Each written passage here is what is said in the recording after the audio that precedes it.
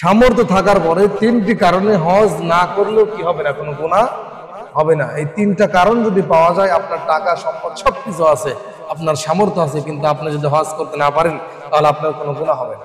এক নম্বরে নবীজি বলেন যে আমার কোন উম্মত এমন এক দেশে বসবাস করে যেই দেশের বাদশা হলো জালেম, যেই দেশের বাদশা এক দেশ থেকে অন্য দেশে যাওয়ার জন্য পাসপোর্ট বা ভিসা করার অনুমতি দেয় না। এই অবস্থায় ওই দেশের মানুষের টাকা পয়সা সবকিছু আছে, কিন্তু কি নাই, ওই দেশের বাদশা জালেম হওয়ার কারণে, অনুমতি না দেওয়ার কারণে সে ইচ্ছা করলেও মনে আশা বাসনা সবকিছু আছে, কিন্তু সে ইচ্ছা করলে হজ করতে পারতেছে না। নবীজি বলেন এই অবস্থায় যদি কোনো ব্যক্তি সম্পদ থাকার পরেও হজ না করে তাহলে তার কি হবে না, কোনো গুনাহ হবে না।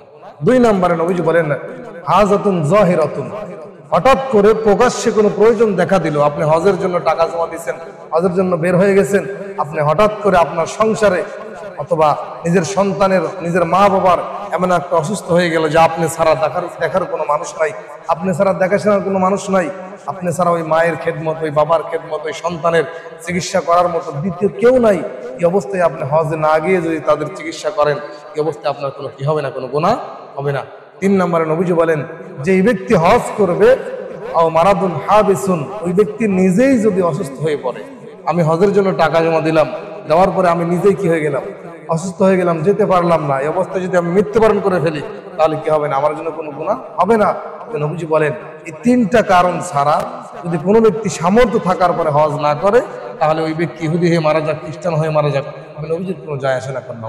সম্মানিত হাজির, এজন্য হজের যাদের সামর্থ্য আছে অবশ্যই কি করতে হবে, হজ করতে হবে।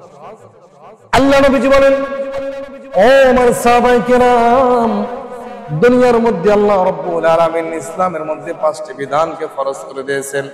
এক নম্বরে কালেমা, নামাজ, রোজা, চতুর্থ নম্বরে হজ একটা বিধান ফরজ। কোন ব্যক্তি যদি হজের সম্পদ থাকার পরে, সামর্থ্য থাকার পরে হজ না করে মারা যায়, ওই ব্যক্তি ইহুদি হয়ে মারা যাক, খ্রিস্টান হয়ে মারা যাক, আমি নবীর কোনো যায় আসে না, আমি নবীর জিম্মায় সে থাকবে না, আমি নবী তাকে সুপারিশ করবো না। নাউজুবিল্লাহ।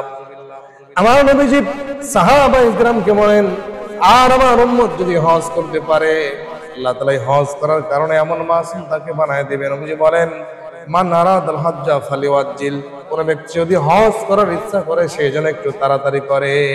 আপনার সামর্থ্য আছে, সম্পদ আছে, এই সম্পদ ক্ষণস্থায়ী, চিরস্থায়ী না। আপনার এখন সম্পদ আছে, হয়তো 2 দিন পর, 1 মাস পর, 1 বছর পর, 2 বছর পর সম্পদ বিলীন হয়ে যেতে পারে, নাও থাকতে পারে, ওই সময় ইচ্ছা করলেও পারবেন না।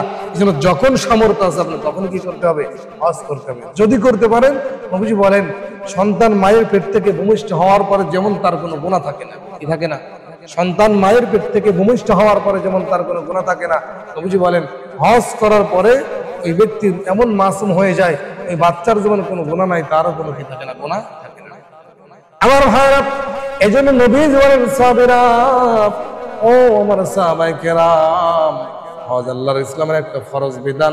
এই হজ যারা ইখলাসের নিয়তে হজ করতে পারবে, হালাল টাকা দিয়ে, হালাল টাকা দিয়ে যারা হজ করবে, আমি রাসূলের কবর জিয়ারত করবে, রওজা জিয়ারত করবে, আর হজের বিধানগুলো সম্পূর্ণরূপে আদায় করে নেবে, আমি নবীজি ওই উম্মতকে সারা জান্নাতে যাব না।